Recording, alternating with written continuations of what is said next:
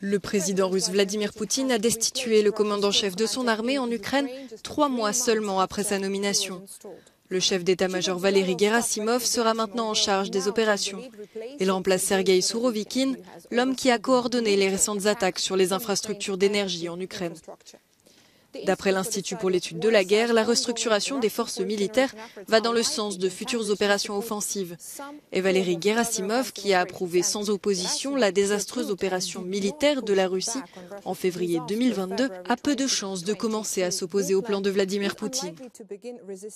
Le ministère de la Défense britannique estime que le déploiement de Valéry Gerassimov à la tête des opérations est un marqueur de la gravité de la situation côté russe et une reconnaissance claire que la campagne menée est en deçà des ambitions stratégiques de la Russie. Sa nomination servira probablement à soutenir un effort militaire russe décisif en 2023 et en particulier la reprise des opérations offensives russes.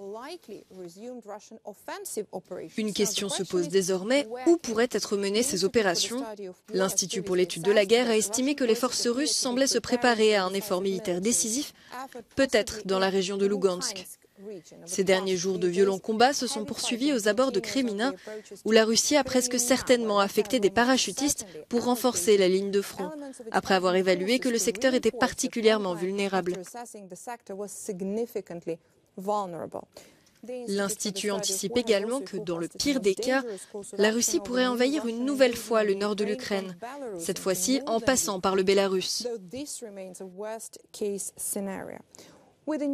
Moscou et Minsk préparent un exercice militaire conjoint pour leurs forces aériennes au Bélarus.